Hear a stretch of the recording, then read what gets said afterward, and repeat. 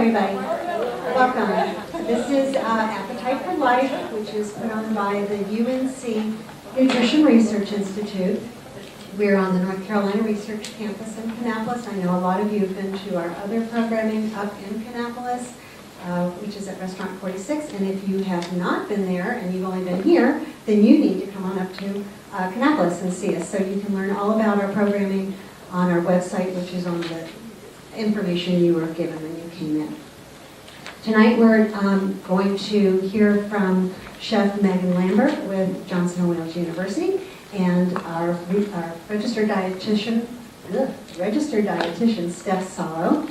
And they're going to talk about spring chickens, which, you know, some of us are and some of us aren't. But we're going to put the spring in everybody's spring chicken tonight. So with that, I'll let you take it away.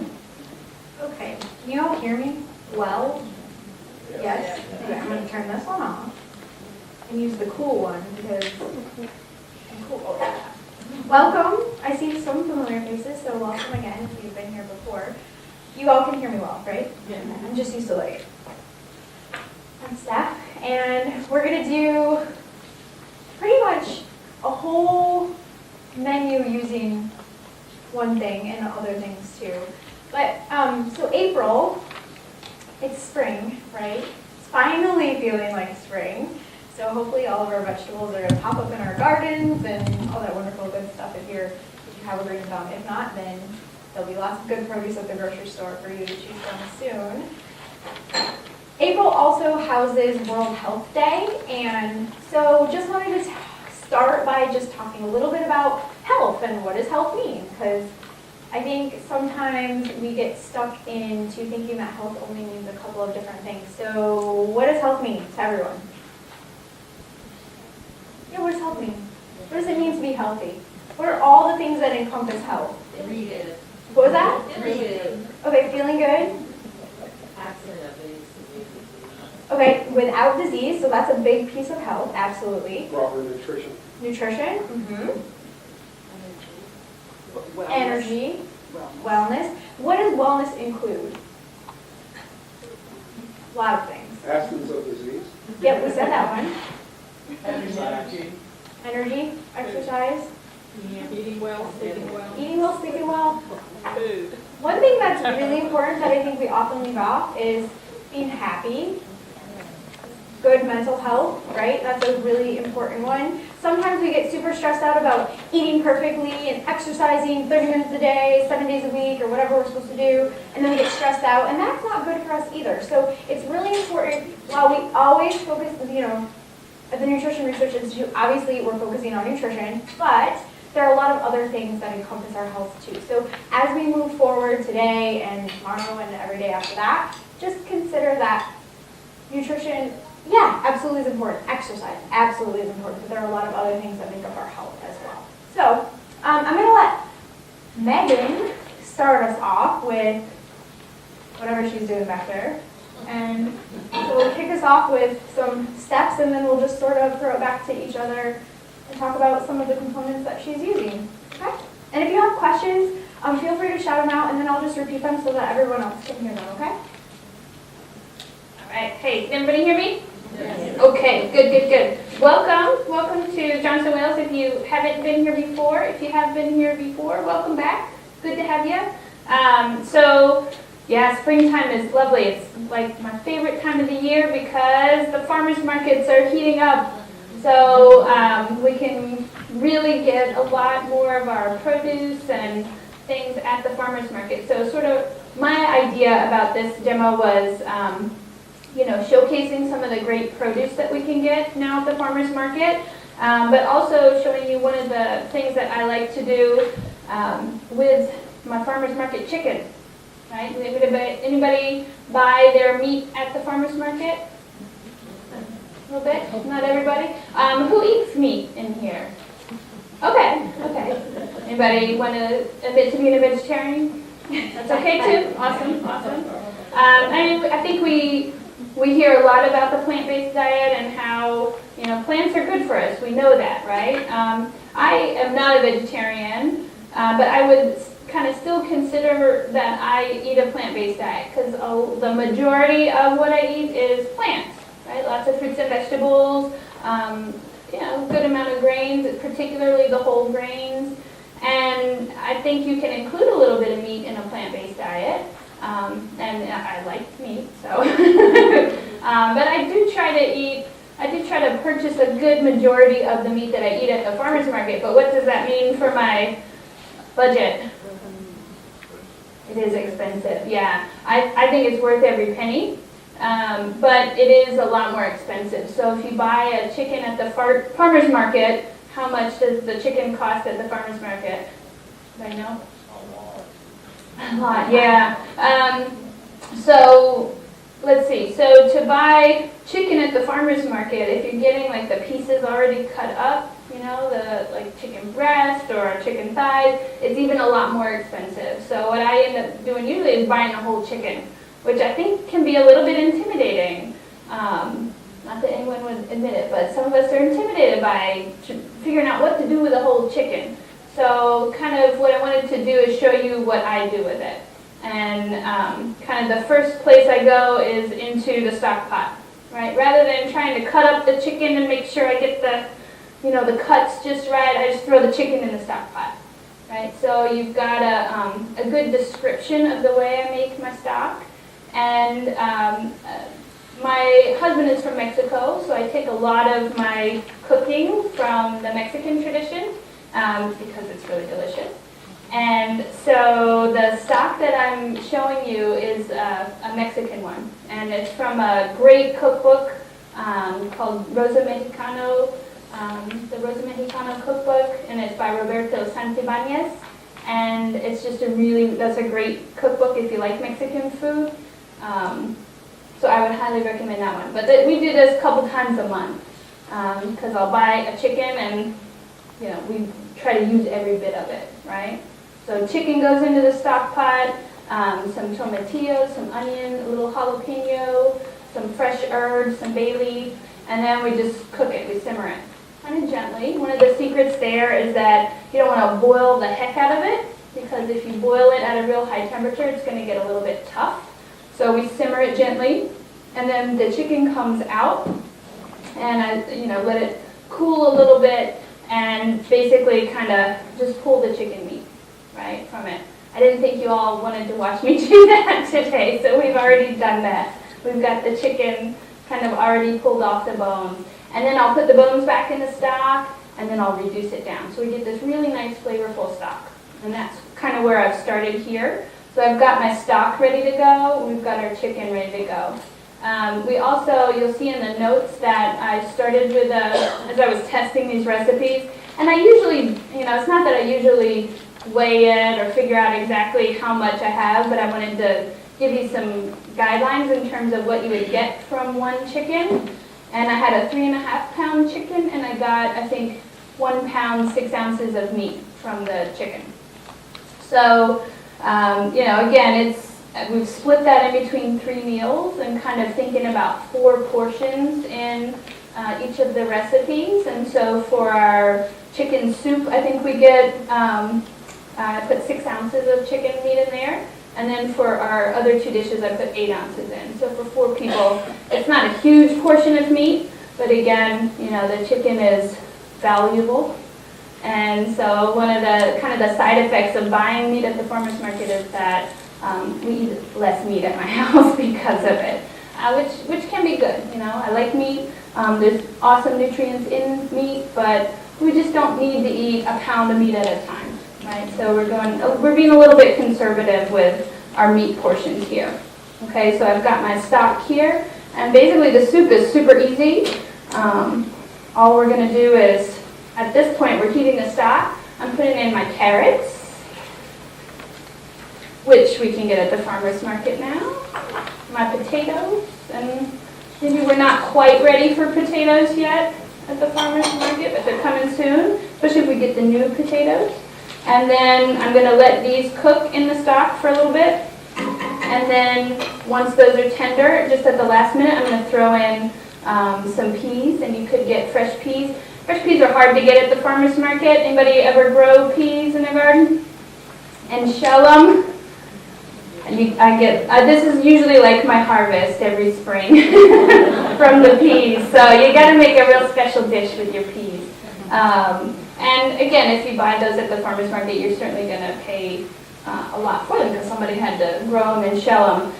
We're using frozen peas today. I'll let you know that. So we did not get everything from the farmer's market, but certainly frozen peas are a great way to use that in this recipe.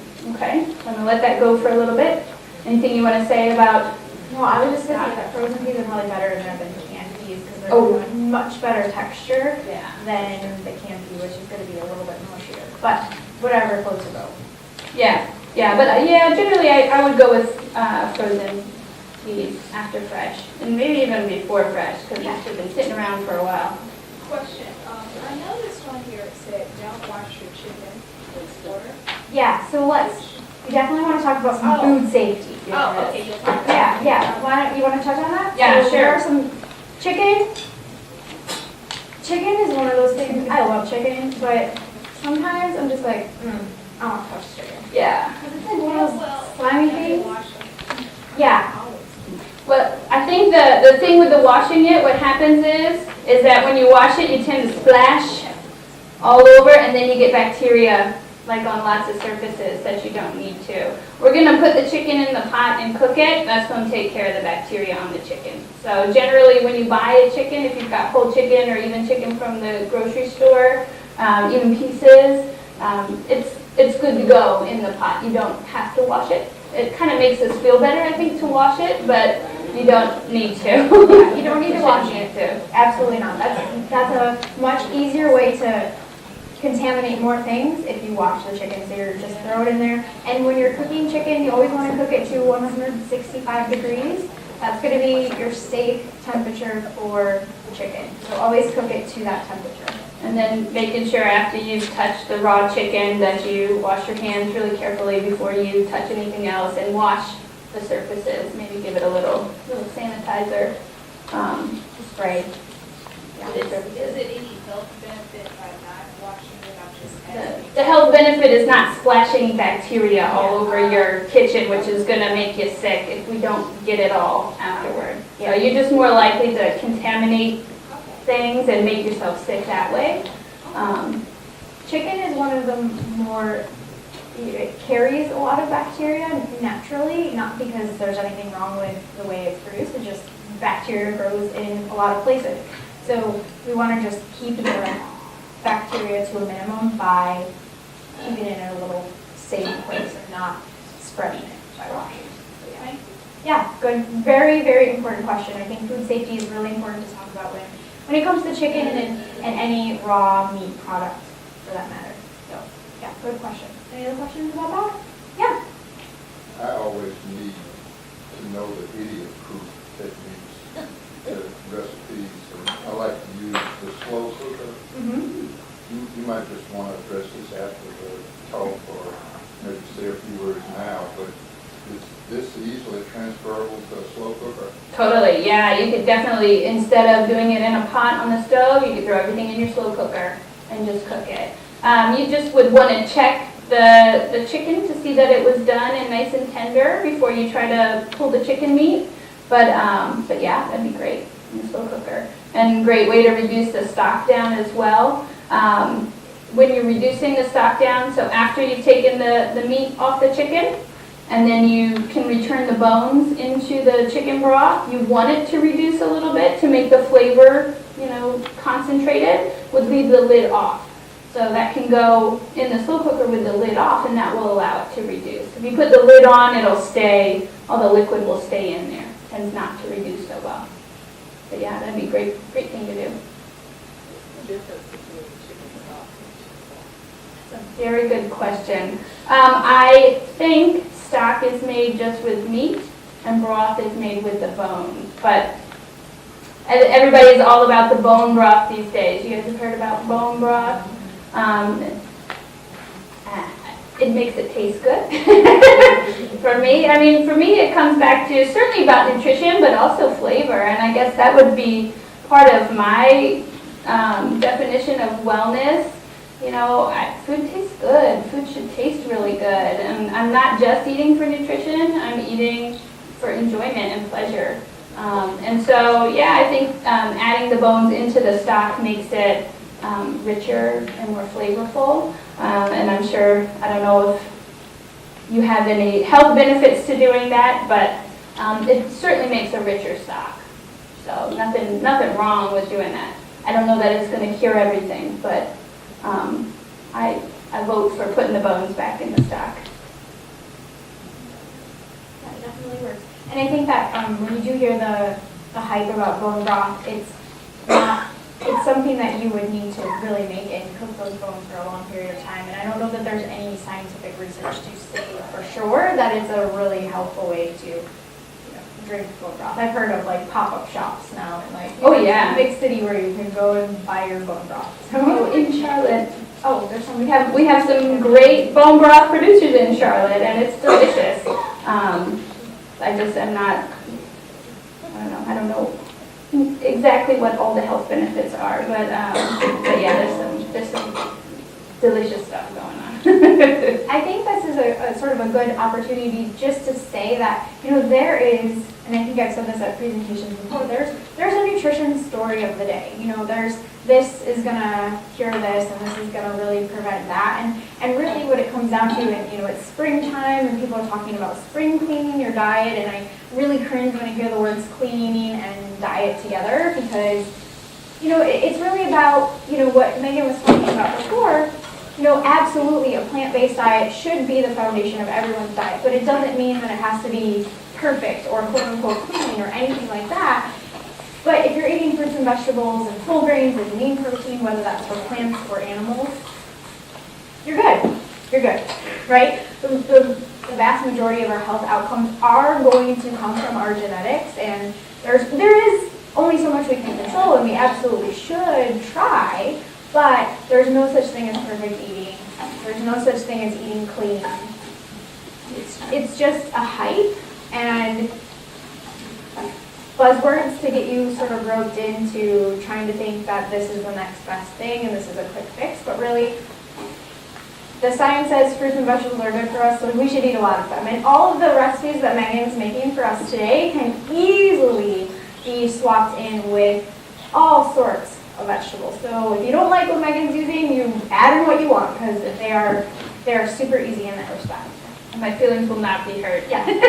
There's lots of great ways to go here. And if you're at the farmer's market or the grocery store and you're looking for Swiss chard in the recipe and they don't have Swiss chard, get the kale, right? Get the mustard greens, get whatever kind of greens you like. You can do spinach in the enchiladas. You can do other things in there. And same thing in the soup particularly. You can throw lots of great vegetables in there. So no worries there. I'm going ahead and starting on the quinoa here. So I've got a little olive oil, little onion and garlic, and I'm just giving this a little saute so that it gets tender. You can go as brown as you want on here. If you want to caramelize it a little bit, get a little more flavor, you can. I'm not going to go too brown on this one, but I'm just going to cook the onions and garlic in the olive oil, and then I'll add the quinoa for just a minute, and then some chicken stock. If you wanted to go vegetarian on this one, you just would do vegetable stock or water instead of the chicken broth. Okay. Well, I think these recipes could easily be converted into vegetarian or vegan recipes as well. I like to, I'm kind of showcasing the chicken, but I don't want any vegetarians to feel left out. So really nice vegetarian recipes here too. Has everyone had quinoa before? It's quinoa, not quinoa. Just fun fact. Quinoa is sort of known as an ancient grain, been around for a long period of time. It used to be more of a fancy grain, but now I think it's more widespread. It's easily available in almost every grocery store, I think. There are different colors of quinoa. There's white and red, and I think there's a brown, like a black one, and sometimes you'll find the mixed bag of quinoa, which is really pretty. It may be delicious. What is if you're just making quinoa by itself, is it a 1-to-1 ratio? 2-to-1. 2-to-1, water to quinoa. And you can just cook the quinoa by itself with water, just like if you were doing a plain rice, or like here more of a pilaf style. Like for rice, you would do this. You do the same thing with quinoa, and you can switch it into any recipe that calls for rice, pretty much. And I think it's important to, I talk a lot about it's important to eat a wide variety of food. It's important to eat a wide variety of fruits and vegetables. We talk about eating the rainbow because each color sort of has a unique set of nutrients that are important, and we can only get those nutrients from certain things. But it's also important to eat a wide variety of grains, not just sticking to pasta or just sticking to rice, or now we've got quinoa, but there are so many grains available today. Whole grains, if you prefer a white variety of a grain, a refined variety versus the whole grain variety, totally fine. Just try to consume some whole grains or get your fiber from those whole grains or the fruits and vegetables. That's important. But there's barley, there's millet, there's amaranth, there's teff, spelt, Bulgur. Bulgur is a wheat. Yeah, bulgur is a wheat. Oats. buckwheat, Buckwheat is nice. and what other fun ones? What is that? Rika. Rika. Mm-hmm. Yeah, that's a good one too. Rika, farro. Yep, we said amaranth. So we got a wide variety of grains, and those are also going to provide us with a wide variety of nutrients. I mean, they're going to be similar grain to grain, but still unique. So vary up your grains. It will be a nice way to change things up, if you will. If you traditionally make something with rice, maybe make it with another grain, and I'm sure it will be delicious. Yeah, and you could throw a lot of different grains into this dish as well. It'd be nice with wild rice. It'd be nice with barley. It'd be nice with farro. So all kinds of fun stuff you could do here.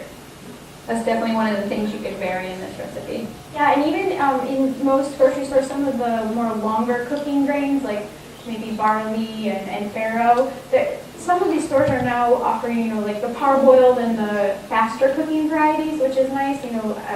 Brown rice has traditionally been one of the ones that you can find that's already parboiled and pre-cooked, so that's faster. And now we're starting to see some of those other grains in that way as well, so that you can, not have to hover over the stove for 45 minutes waiting for your grains to cook and then be a little bit faster.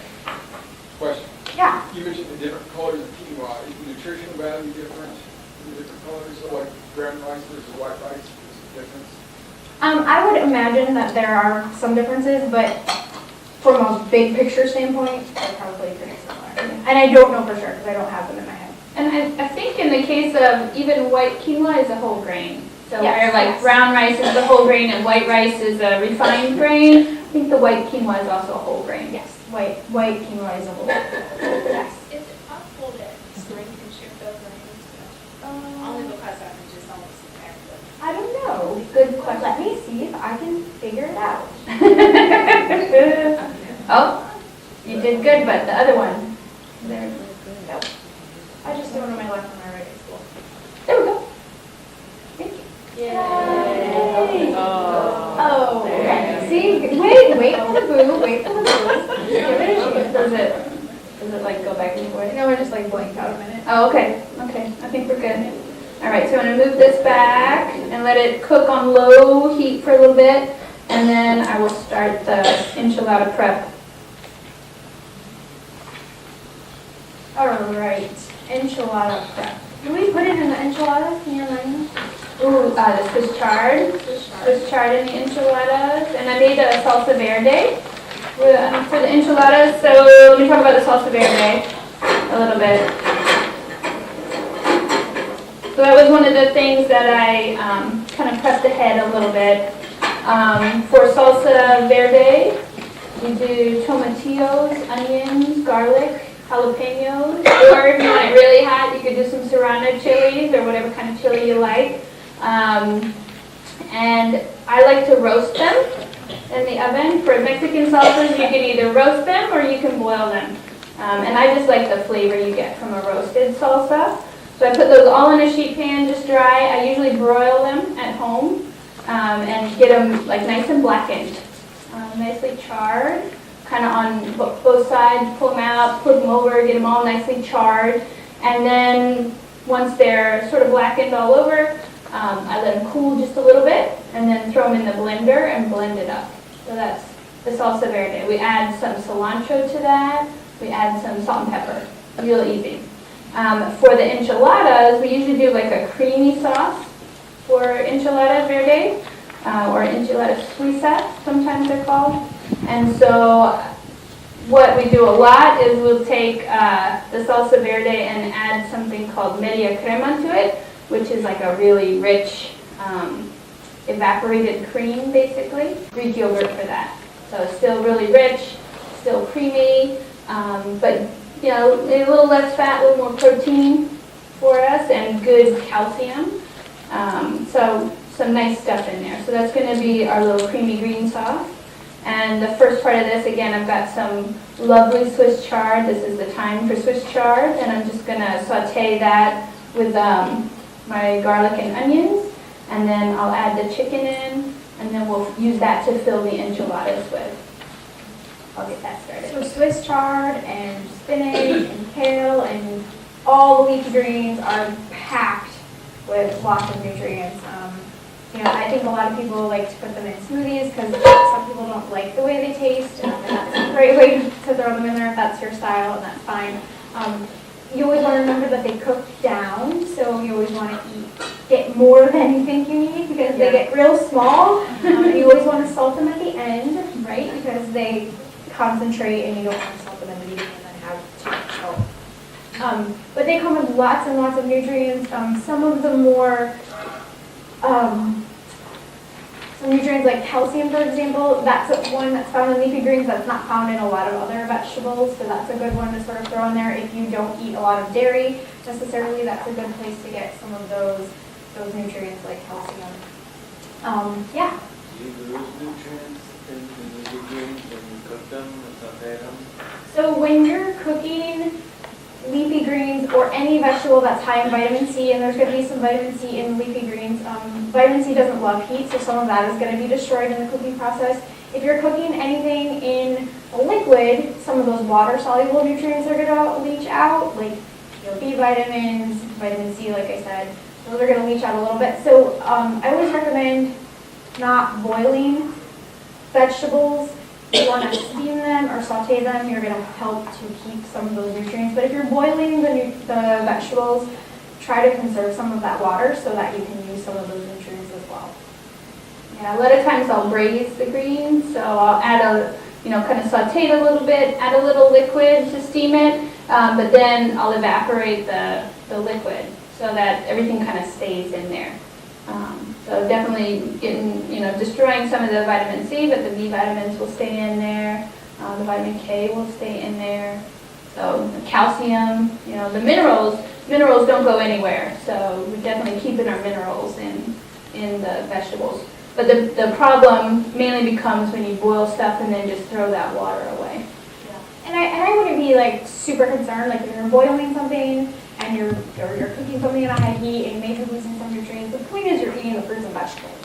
You're not going to lose that many that you're going to, not get those nutrients. You're absolutely going to get some. And more than likely you're eating probably some raw fruit or something else that's going to contain those nutrients as well. So I wouldn't stress out about it, right? But it definitely loses some. Yeah, I think sometimes people just stress out so much about, I gotta do this right, I gotta do that right, forget it, I'll just go get a cheeseburger. It's definitely better to eat the fruits and vegetables. Yeah, I wouldn't stress out about any nutrient degradation as far as that goes. You're still gonna get the benefits. And plus there's fiber and antioxidants, and those are not destroyed. I mean, I guess some antioxidants may be destroyed. Some are actually better with heat. Like tomatoes. Yeah, those are gonna be, some of them are improved or enhanced, come out with heat, so it goes both ways. So they're going to get the nutrients, and light cooked versus raw, that's even better reason to eat them, because if you don't like raw, then you're not going to eat them anyway, and they're not going to get the nutrients, right? So there's trade-offs. All right. So throwing my Swiss chard in there, just giving it just a quick little saute, and then I will throw in a little bit of liquid. You could do chicken stock in here instead of water. If I'm making just a leafy green dish like this, I'll braise it and I'll add a little apple juice to it. It's nice to give it just a little bit of sweetness. You're definitely going to lose some of that bitterness when you cook some of these grains. Spinach doesn't tend to be as bitter as like the Swiss chard or the collards or even kale sometimes. So just keep that in mind. If you think you don't like it and you tried it raw, try cooking it because it's going to have a much different flavor. Yeah. On the Swiss chard, do you take the stems off and all that? That's the beauty of Swiss chard is you can cut the stems right in with it. Usually if I'm cooking kale, I will take the stem off unless it's lacinato kale or dinosaur kale, in which case those stems are tender enough to cut right in. But usually I like to take the stems out of kale. Beet greens are very similar to Swiss chard. They're related, so you can put the stems right in of the beet greens as well. Can you touch on the process of like crinkling up these cruciferous vegetables for some kind of nutritional gain or something? There's a process of sort of crushing. Like a massaged kale salad. Does that increase the nutritional value? It makes it more like cooked in terms of the texture, and I think it's easier to eat. It tastes a little bit, can get rid of some of the bitterness again if you're doing a dressing and kind of massaging the dressing in. I do that massaged kale salad all the time. That's one of the ones that I take to like elementary schools and cook with the kids because they love it because we put everything in a Ziploc bag and they just pass it around and get it really well massaged. I have some vague recollection that there's a nutritional component to that process. So there is some, there are some foods, Swiss chard and some other leafy greens where if the cutting, and I guess some maybe they're crinkling as well, I'm not sure. I know that cutting sometimes can bring out some of the antioxidants in some of these vegetables. I believe lutein is one of them, but don't quote me on that. I'm pretty sure it's lutein in things like Swiss chard. The nutritional benefit that it actually has on your health, I don't know that there's anything proven. We know that there might be an enhanced benefit or enhancement of the actual nutrient, but the extent to which it is going to provide us some real benefit, I don't know that we have any clear, good science to say yes or no. I think you're just more likely to eat it. Yeah. Like not quite so hearty when you're trying to eat a kale salad. But I think you're right. I think it has to do with some of the antioxidants that maybe not as prevalent in the solid form.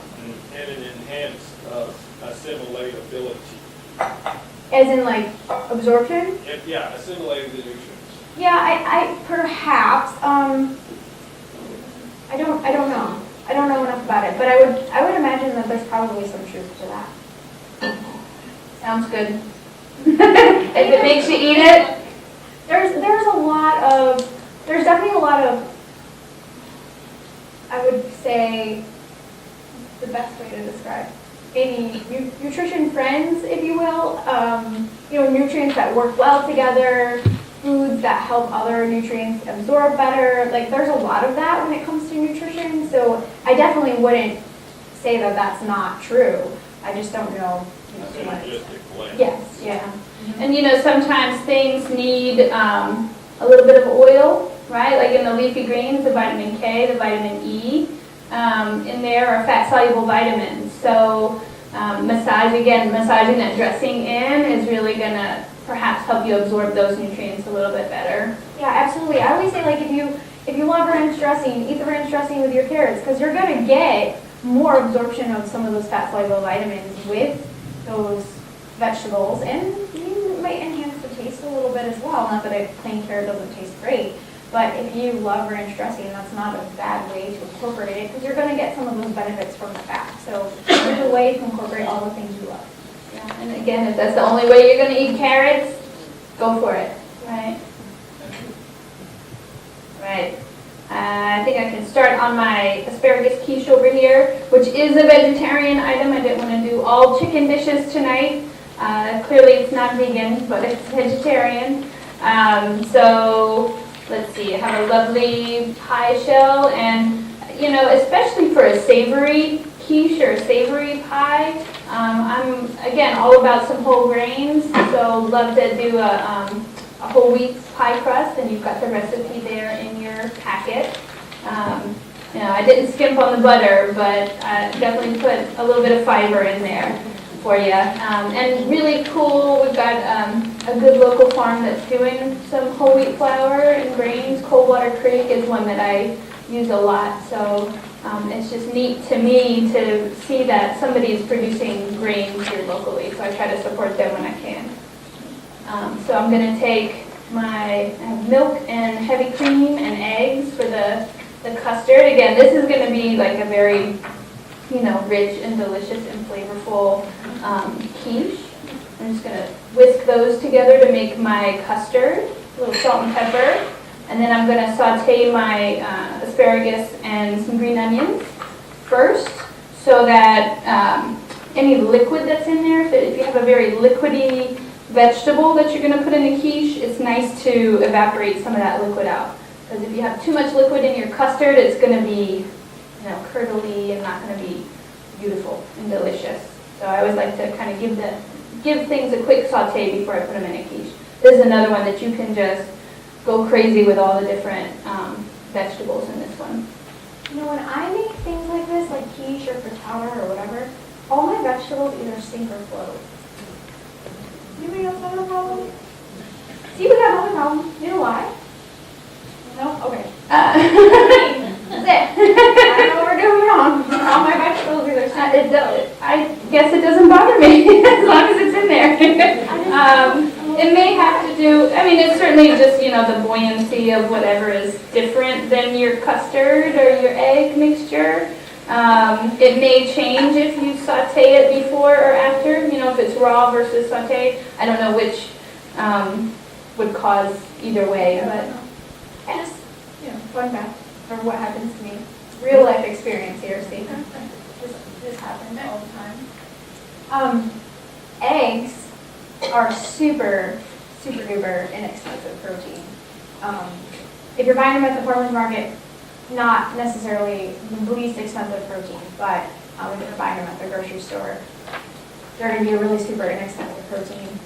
And eggs are one of the great sources of choline, which the Nutrition Research Institute is doing a lot of research on, which is really important. We know that choline has been associated with a lot of good brain health effects, so eat your egg yolks.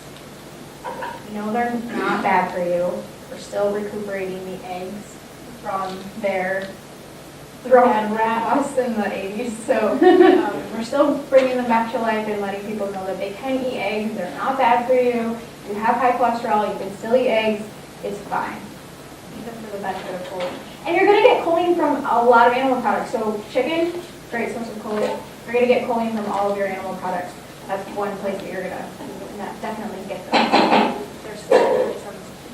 Can you guys still hear me? Okay, sorry. I thought I went black. The choline comes from the white of the egg or the yolk? The yolk. It's going to be in the yolk. Yeah, with the fat. Where the fat is. Could you speak a little bit more about the choline? I just never heard of it. Choline is a B vitamin, and it's been associated with a lot of brain health benefits, memory. There's a lot of research in children, moms. We're still learning more, but that's sort of the gist of it. It's just something that they found in the regular diet. Yeah, I mean, it's a B vitamin, so it's definitely been around for a while. We're sort of learning about all the different aspects of individual nutrients and what they do at a cellular level, but then with regards to how they perform in the matrix of food, right? Like, we don't eat nutrients, we eat food. So yes, we can get the benefits of a nutrient, but a lot of what the MRI is doing is looking at, how does that nutrient perform at the cellular level and with respect to your genetics, and then taking it a step further and also understanding, how does that nutrient perform in the matrix of the food that exists, right? Because there are a lot of other components in the food, a lot of other nutrients in the food that can maybe enhance or degrade that effect, right? Did I answer your question? Was something happening when we weren't eating enough eggs, not getting enough choline, showing up in people's diet or bodies, that they were getting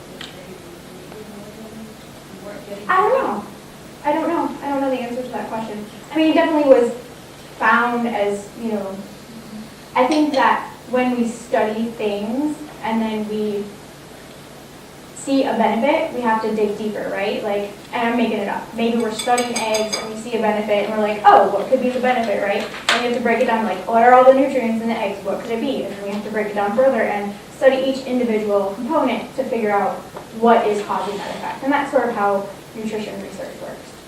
Yeah, I think we just hadn't thought about it before, so we haven't really been studying it. So we're not necessarily knowing if there's been issues with deficiency, but knowing what it does now, I think is making us a little more,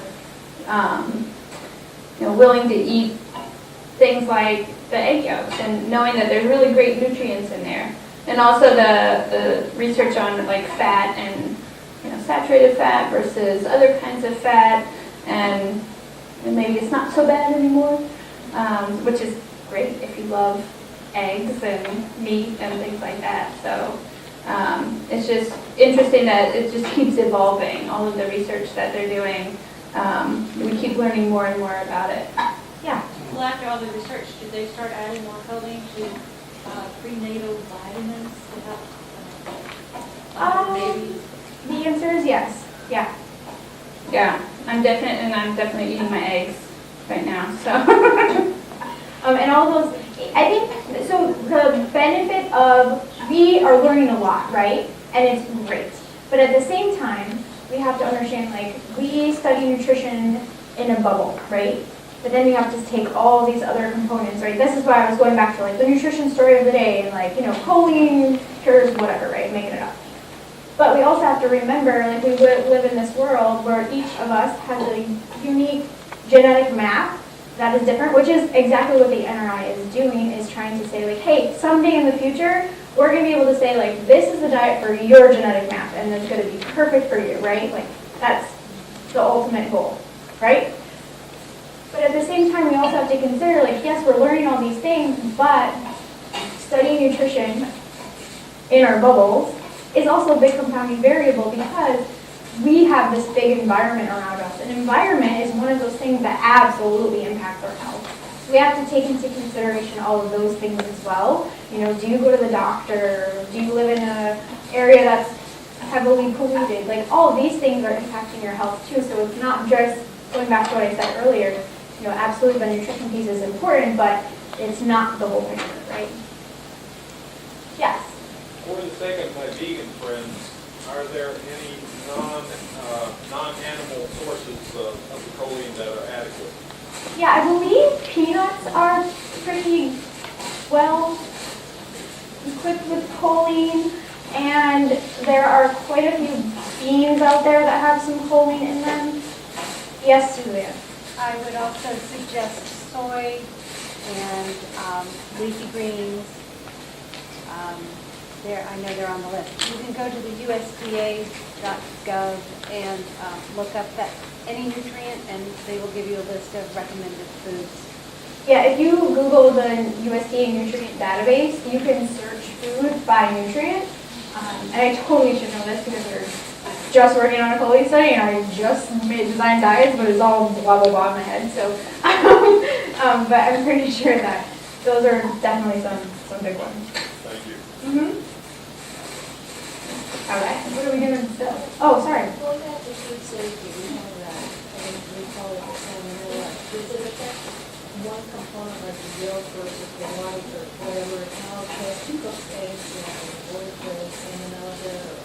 We talk about don't wash the chicken, right in, but eggs and hard boiled, soft boiled, some side of these, how do you prevent this? Yeah, so her question is, how do you prevent salmonella poisoning, foodborne poisoning in eggs? So most of the time, well, the salmonella is going to live on the outside of that egg. So you can wash an egg if you want to, but that's kind of difficult, and I don't know that I would recommend doing that. But if you're making like a hard-boiled egg, you're boiling that. You're killing the bacteria. So that's, as long as you're not breaking open the egg and then the bacteria from the outside of the egg is getting to the inside of the egg, and then you're not fully cooking the inside of the egg, that's where that contamination can happen. but I don't want to say always, but almost always that bacteria is going to be on the outside of the egg, yeah. And that's why we recommend not eating raw eggs, because when you crack the egg, you're essentially allowing some of that bacteria to transfer, unless you're like really cleaning surfaces, which I don't know if that's actually possible, so you're just allowing the transfer of that to happen. Yeah, and a lot of times with eggs, the salmonella risk comes from cross-contamination, from cracking the egg and then not washing your hands before you touch the finished egg product. So just making sure that after you crack the egg or whatever, you go and wash your hands and wash down any surfaces if you drip some on the counter. But cooking the egg is not too much of a problem. And I believe if you're serving eggs right away, you only need to cook them to 135 or 145. So they don't have to go quite as high as the chicken. Yeah, don't get 165. And that's another good place to look at USDA, just Google USDA, food safety. There's a whole list of all the different components and what the recommended temperatures are, you know, what that temperature danger zone is, where the food's not super hot, but it's also not cold. It's in that zone where bacteria like to really thrive and grow. So go ahead and use that as a good resource when you're cooking anything. Clean, cook, separate, chill. Those are the things you want to keep in mind when it comes to food safety. Clean, number one, that's hands, that's surfaces, not the chicken, but everything else. And then separating items, meaning separate your animal products from your produce, okay? And then cooking it to the right temperature, and then chilling it, you know, letting it cool, and then putting it in the fridge and chilling it to the right temperature so that you're stopping that bacteria growth. What about holiday sauce? Can it be ever be trusted? I think as long as you know where you're getting your eggs from and you're making it yourself, that's a risk you have to be willing to take, right? Like there's always going to be a food safety risk. The risk is never going to be zero, right? So if you're making it yourself and you know where your eggs are coming from and you're confident, then right. And there's also, you're cooking it over a double boiler to make it thicker. It's not a raw egg product. So for hollandaise, you cook it over the double boiler to thicken it. And there's also a fair amount of acidity in there from either lemon juice or white wine, I believe, white wine reduction in the hollandaise. So some of that acidity is also going to attack the bacteria. So it's not too bad. I wouldn't want it sitting out for a long time and then eating it. But I think if you're, again, cooking it to the point that it thickens and then having the acidity in there, I think you're good. And I think you made a good point, like not letting it sit out, like, and that goes back to keeping things out of that temperature danger zone. Yeah. I bake and also just the egg whites. Can I freeze the egg yolks? You can freeze the egg yolks if you add a little bit of sugar to them. So egg yolks by themselves, if you just freeze them, once you pull them out of the freezer, they're going to be very gelatinous and kind of lumpy. But if you add a little sugar into it, and it's 10% by weight, so if you are weighing them, say you have like 6 ounces of egg yolks to freeze, you only need to add 0.6 ounces of sugar, which is about a tablespoon. So it's not a whole lot, it's just 10% by weight. And that'll help them to be liquid when they come out of the freezer. What's making the stocks look so dark? Is it just the picture? This stock, Yeah. just because it was reduced so nicely, Oh. I really reduced it. Oh. Yeah. That's good. Yeah, it's gonna be delicious. It is gonna be just a touch spicy, I wanna warn everybody, because I put the jalapeno in it to cook it, but it's good. Let's see, where are we? We are finishing our enchiladas here. I've got my quiche is just about done, so I sauteed my asparagus and green onions. I did about half of the cheese on the bottom. I fill up with my custard, and then do the rest of the cheese on top. A little bit small for my pie pan. So doing some white cheddar in here, but you could do whatever kind of cheese you like. asparagus. Is there a taste difference between white and Not a whole lot, although I think I find the white cheddar usually to be a little bit more sharp. Unless you get like extra sharp cheddar, yellow cheddar, there's really not a difference. I don't really know why I picked the white cheddar. I just picked it. Just thought it would be good. Yeah.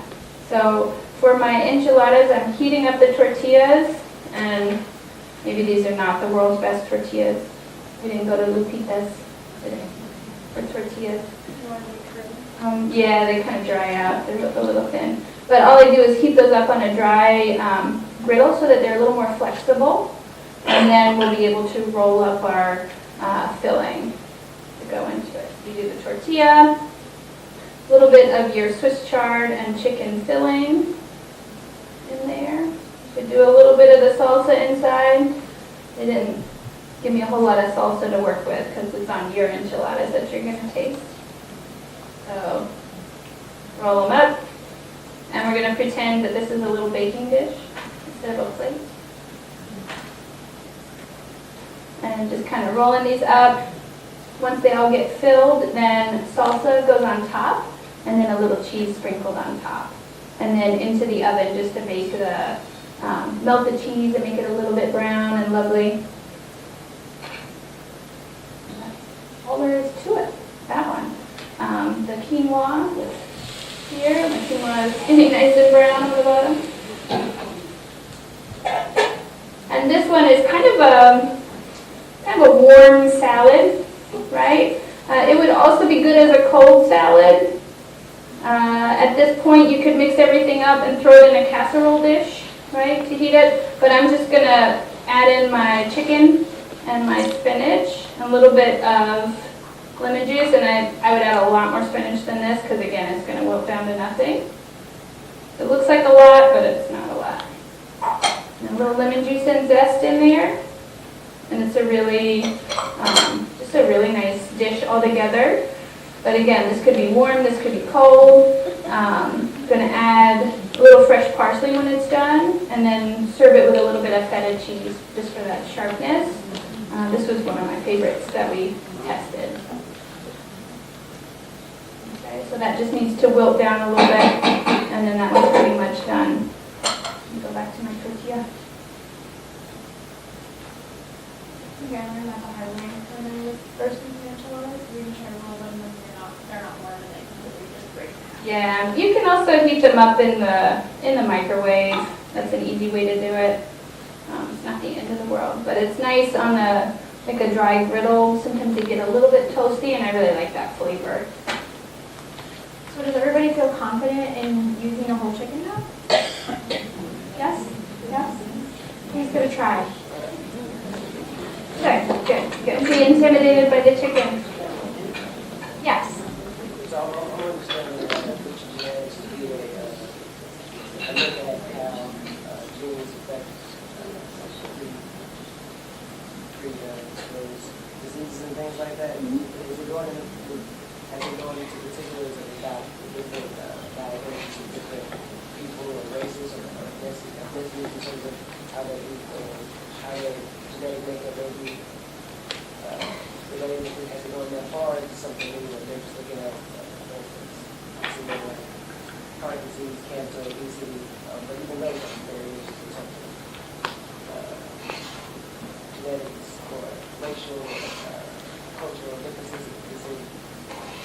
Is that fine-tuned yet, or is it just something? So your question is the research to go further into not just genetics, but cultural, racial, those sorts of aspects of it? Well, as it relates to genetics, yeah. Oh, absolutely, yeah. I mean, that is all being studied.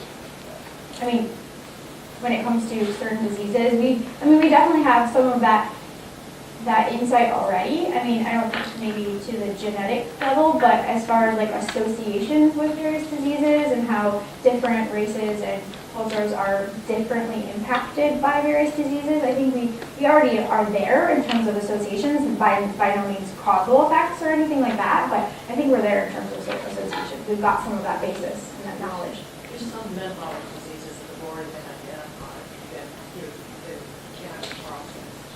some of the, there's some metabolic diseases that are genetic in nature that identify that children cannot process certain kinds of food.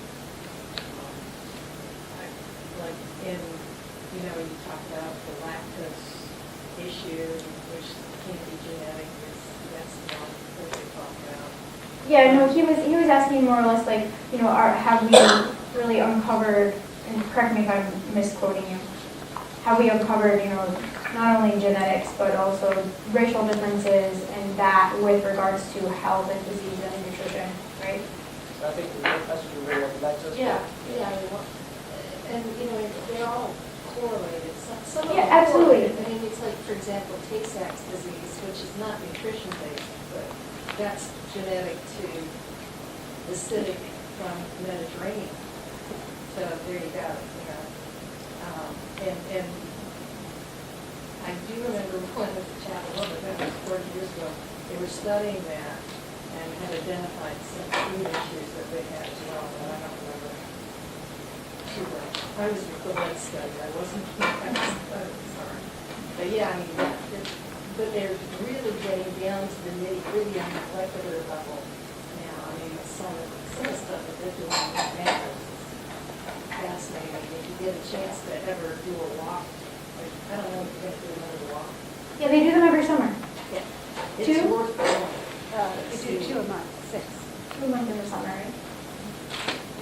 So that, just so everybody here, there, if you want to go up to the Nutrition Research Institute and take a nice tour, they do offer them in the summer. You can go to the website and register, correct? Yes. So, yes. I have a quick question. It's probably really simple and crazy one too. Looking at these genetic foods, I think people are trying to find shortcuts and cut off preparation time. I've never looked for this in the grocery store. Are whole wheat pastry shells available? And if so, where? I wish they were. Okay. I have not seen one. Have you seen them at Whole Foods? Yeah. I'm not surprised, given the emphasis that we're placing on whole grains these days. So yeah. So you think of whole? Yeah. Okay, thank you. Beautiful. So if you're looking for whole wheat pastry shells, apparently Whole Foods has them. And I think that there's also, you know, some places do sell frozen asparagus, so you could cut down some preparation time there as well. If you wanted to use the frozen asparagus, probably would want to steam it first before you put it in there to get rid of some of that water and then drain it. I think you could steam it or saute it, either one. But fresh asparagus is delicious. If you ever have the chance, try it. Yes, yeah, absolutely. That probably take out a lot of the prep time. I won't be mad at you for that. Other questions? Maybe a couple more? Yes.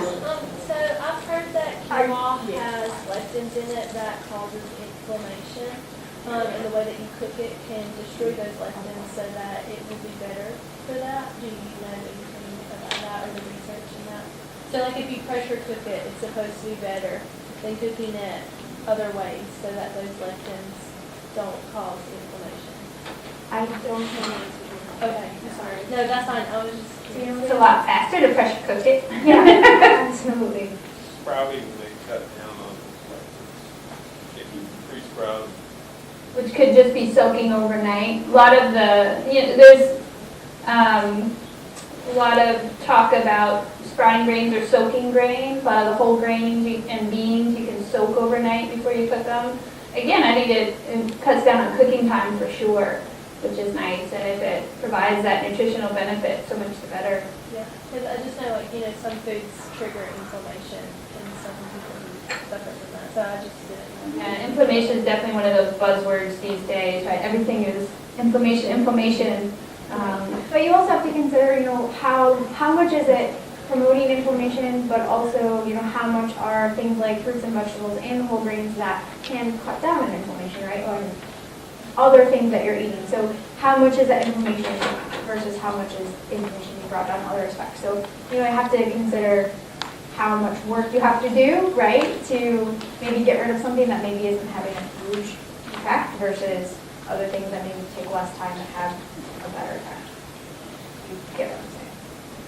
Were you saying you were not aware of quinoa causing inflammation or perhaps Or she was asking about process of cooking them to cut down on some of the lectins that can promote inflammation, but I'm not sure of any of that. Yeah, I don't know the answer to the question, so I cannot comment yes or no. Okay, because I never heard of quinoa cause Okay, thank you. Maybe one more question? Nobody? Are we prepared? We're prepared! Yay!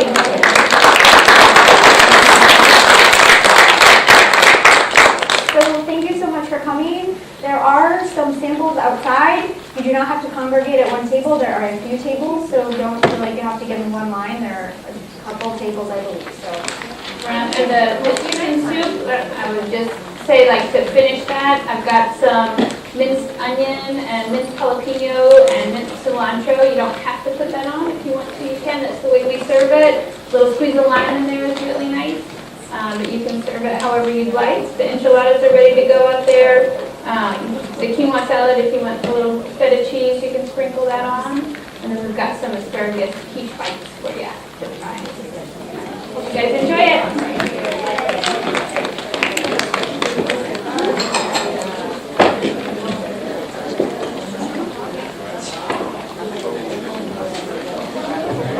Stressed out.